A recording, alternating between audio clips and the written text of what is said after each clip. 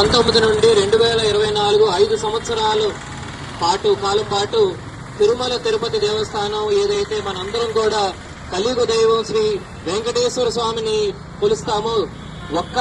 ఆంధ్ర రాష్ట్రమే కాకుండా ప్రపంచ వ్యాప్తంగా కూడా భక్తులందరూ కూడా ప్రతి సంవత్సరం ఆ వెంకటేశ్వర స్వామిని కొలుస్తాం. అటువంటి వెంకటేశ్వర స్వామి ఆలయం తిరుమలలో ఈ రోజు ఏదైతే భక్తి శ్రద్ధలతో ఈ రోజు భక్తులందరికీ కూడా అందజేసేటువంటి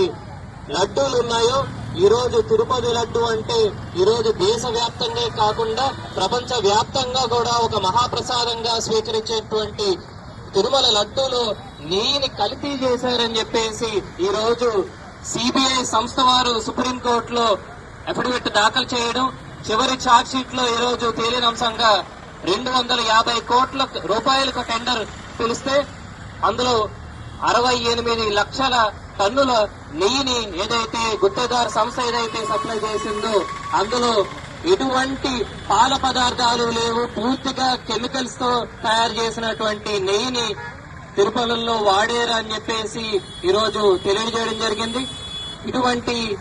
నీచ చర్యలకు పాటుపడి వైఎస్ఆర్ కాంగ్రెస్ పార్టీ వారు ఏదైతే ల్యాండ్ లో గాని, మైన్ లో గాని, వైన్ లో గాని, శాండ్ లో గాని ఏవైతే అక్రమాలకు పాల్పడ్డారో అందుకు మన హైందవ దేవాలయాలను కూడా వదలకుండా అందులో కూడా ఏదైతే ఈ అవినీతికి పాల్పడ్డారో దీనికి వారు బదులు చెప్పాలి. అదే విధంగా వారికి ఏమాత్రమైనా చిత్తశుద్ధి ఉంటే హైందవ సమాజం పట్ల వారికి ఎటువంటి గౌరవం గాని,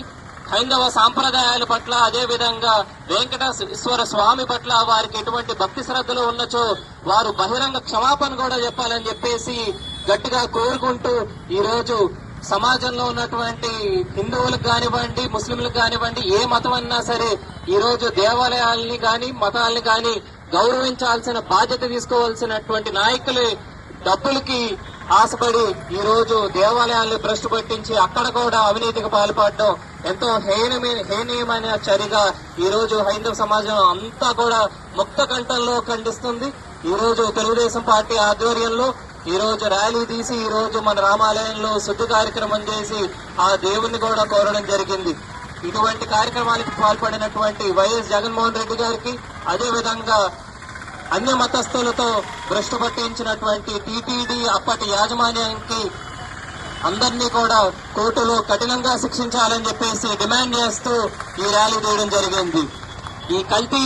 నీ ద్రోహి వైఎస్ జగన్మోహన్ రెడ్డి గారిని, అదే విధంగా వారి నాయకుల్ని త్వరలోనే జైలుకు వెళ్లాలని చెప్పేసి ఆ దేవుని కూడా ప్రార్థిస్తా ఉన్నాను.